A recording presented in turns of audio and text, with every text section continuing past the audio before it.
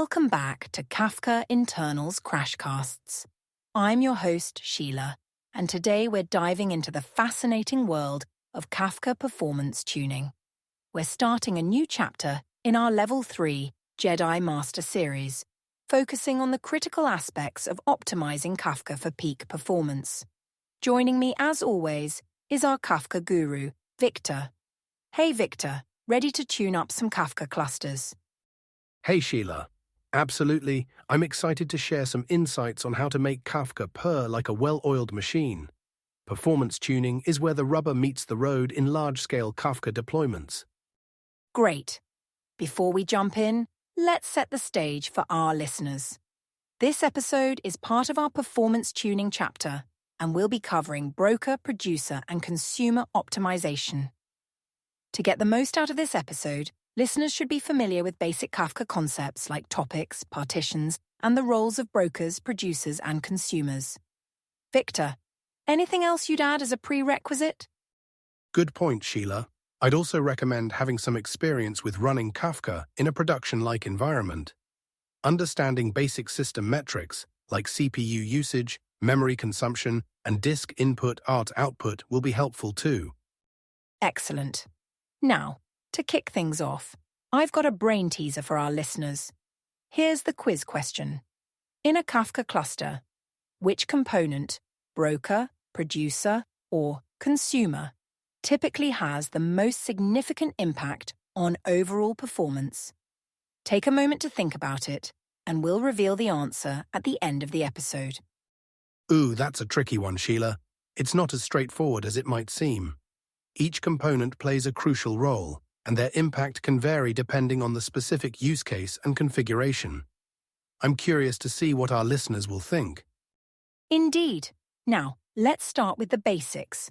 Victor, could you give us a high-level overview of what we mean by performance tuning in Kafka? Certainly, Sheila.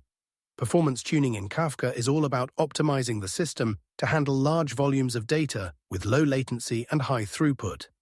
It involves adjusting various settings across brokers, producers, and consumers to ensure efficient data flow and processing. Think of it like fine-tuning a race car. Every component needs to work in harmony for peak performance. That's a great analogy. So let's start with broker optimization. What are some key areas we should focus on when tuning Kafka brokers? Great question. Broker optimization is crucial because brokers are the heart of a Kafka cluster. Some key areas to focus on include 1. Disk I/O. Kafka relies heavily on disk performance, so using fast SSDs and proper RAID configurations can significantly boost performance. 2. Java garbage collection. Tuning the JVM and garbage collection settings can help reduce unexpected delays. 3. Network configuration. Ensuring sufficient network bandwidth and proper TCP settings is vital for handling high message volumes. 4. Topic and partition configuration. Properly sizing partitions and distributing them across brokers can improve parallel processing and throughput. That's quite a list. I'm particularly intrigued by the disk I/O part. Can you elaborate on why it's so important and maybe share a real-world example? Absolutely. Disk I/O is critical because Kafka stores all messages on disk for reliability. In one real-world case I encountered, a company was struggling with slow message processing. We discovered their brokers were using traditional hard drives. By switching to faster NVMe SSDs, they saw a 5-fold improvement in throughput.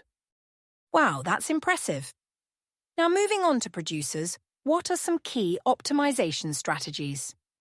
For producers, the main goal is to maximize throughput while maintaining acceptable latency. Key optimization strategies include 1. Batch size. Increasing batch size can improve throughput, but may increase latency. 2. Compression. Using compression can reduce network bandwidth usage and improve overall throughput. 3. Acknowledgment settings. Choosing the right acknowledgment level balances between performance and data reliability. 4. Proper partitioning, ensuring even distribution of messages across partitions to avoid hotspots. Interesting. I've heard about compression before, but I'm not sure I fully understand its impact. Could you explain it using an analogy? Sure thing. Think of compression like packing for a vacation. If you just throw everything into a big suitcase, uncompressed data, it takes up more space and is harder to transport. But if you carefully fold and organize your clothes, compress the data, you can fit more into a smaller suitcase, making it easier to move around. In Kafka terms, this means you can send more data using less network bandwidth, which often leads to better overall performance. That's a great analogy, Victor. It really helps visualize the concept. Now, let's talk about consumer optimization. What should we keep in mind when tuning Kafka consumers? Excellent question, Sheila. For consumers, the main focus is on efficiently processing messages and managing offsets. Key areas for consumer optimization include 1. Fetch size, adjusting the amount of data fetched in each request to balance between throughput and memory usage. 2. Number of consumer threads. Increasing parallelism can improve processing speed, but too many threads can lead to overhead. 3. Offset commit strategy. Choosing when and how often to commit offsets affects both performance and message delivery guarantees. 4. Deserialization. Efficient conversion of messages from bytes to usable data can significantly impact consumer performance. I see. Could you share a common pitfall or misconception about consumer optimization?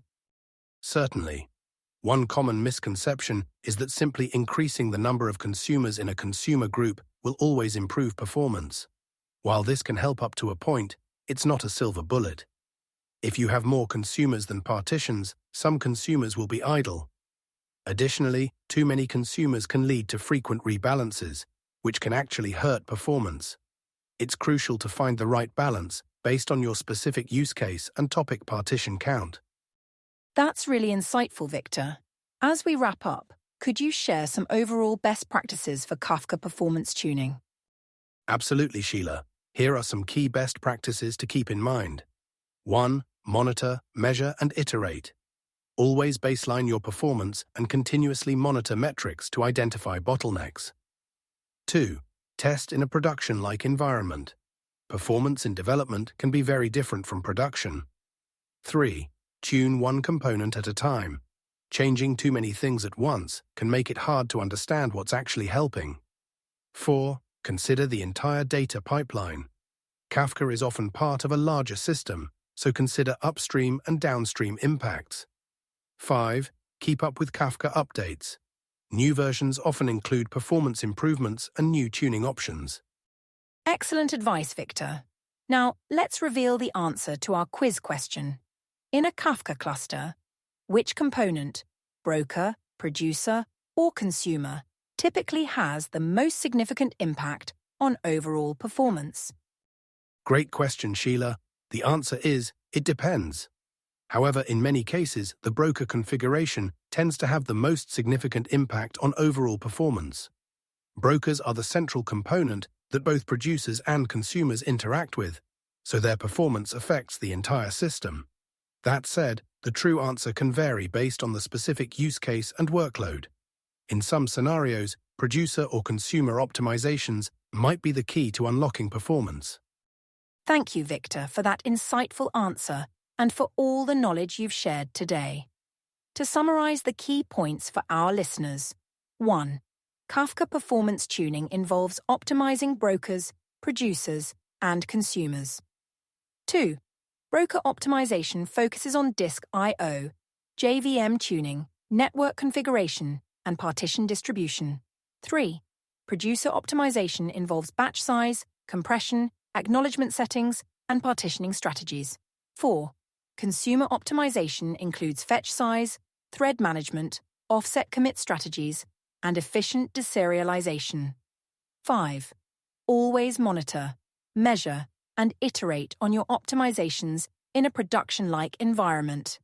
In our next episode, we'll be diving into hardware and OS tuning for Kafka.